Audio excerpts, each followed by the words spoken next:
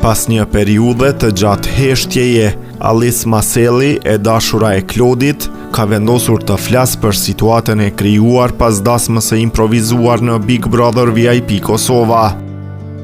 Reagimet e saj ndaj afrimitetit të Klodit me banoren tjetër Elionën kanë ngjallur shumë diskutime në rrjetet sociale. Në një video live të publikuar në TikTok, Alice ka ndarë përvojën e saj pas 2 javësh presionit të vazhdueshëm nga publiku. Ajo ka treguar se ka marrë mesazhe të shumta negative dhe se ndjehej e lodhur nga thashethemet që qarkullonin për të, prandaj vendosi të sqaroj situatën publikisht. Kur u pyet për marrëdhënien e Klodit me Elionën dhe vajzat e tjera në shtëpinë e Big Brother, ajo u shpreh se beson në miqësinë djalë-vajzë. Ajo theksoi se nuk sheh asnjë problem nëse marrëdhëniet mbeten thjesht miqësore, duke treguar një pjekuri të admirueshme në këtë situatë delikate. Alice gjithashtu komentoi me humor mbi marrëdhëniet mes Klodit dhe Londrimit, duke e quajtur atë funny. Kjo tregon se ajo është e hapur për të pranuar dinamikat e reja që krijohen brenda shtëpisë, pavarësisht se ndonjëherë ato mund të duken të çuditshme për publikun.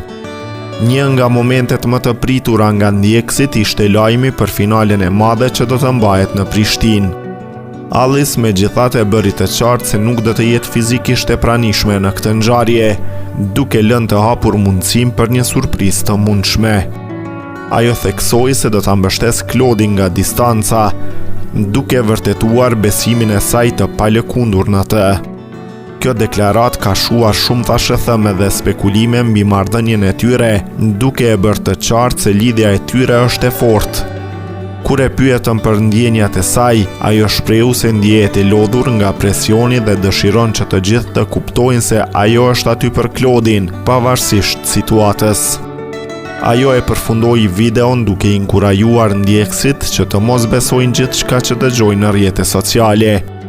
Me këtë reagim, Alice ka treguar se është një partner i fortë dhe mbështetës, duke e bërë të qartë se marrëdhënia e saj me Klodin është më e rëndësishme se çdo thashethem.